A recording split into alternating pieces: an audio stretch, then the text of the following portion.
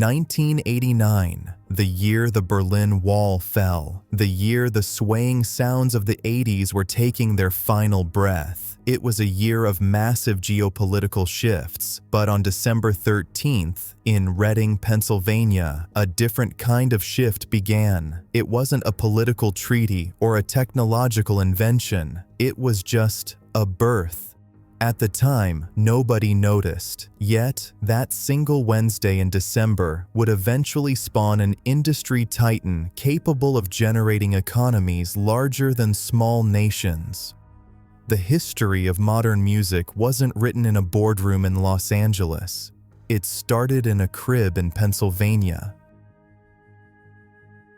The origin story is almost suspiciously perfect. Taylor Allison Swift didn't grow up in a Hollywood penthouse. She spent her earliest years on an actual Christmas tree farm. It sounds like marketing fiction, but it's historical fact. Her father was a stockbroker, her mother a marketing executive. This is crucial. She had the rustic, relatable backstory of the farm combined with the financial literacy embedded in her DNA. While other kids were watching cartoons, Taylor was obsessively deconstructing the structure of country songs and understanding the value of $1. The seed wasn't just musical talent, it was calculated ambition rooted in the soil of Pine Ridge Farm. By age 14, the family had relocated to Nashville, and here is where history deviates from the norm. Most teenagers would kill for a record deal. Taylor had one with RCA Records, but at 14 years old, she walked away from it.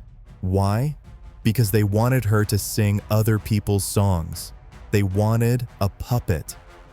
In a move that stunned industry veterans, a middle schooler valued her intellectual property over instant fame. She bet on herself. It was an insane gamble. If she failed, she was just another deluded kid in Nashville. But she didn't fail. She found an undiscovered executive named Scott Borchetta, helped launch his label, Big Machine, and wrote her own destiny.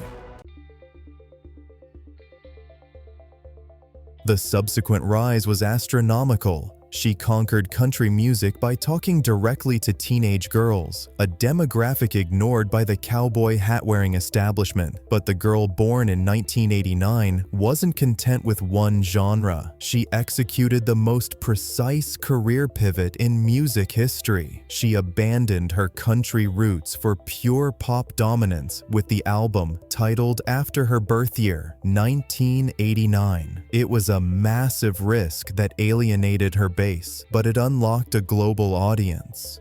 She wasn't just a singer anymore. She was becoming a vertically integrated brand, meticulously controlling her image, her connection to fans, and her narrative.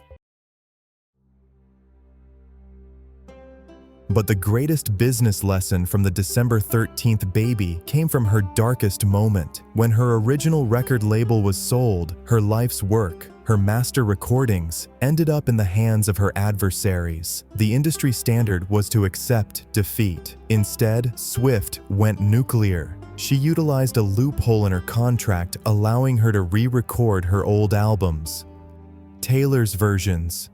It sounded like a vanity project. It was actually unparalleled business warfare. She devalued the original assets she didn't own by creating new ones she did own, rallying her massive fan base to boycott the originals. She didn't just rewrite her songs, she rewrote music copyright law through sheer force of will.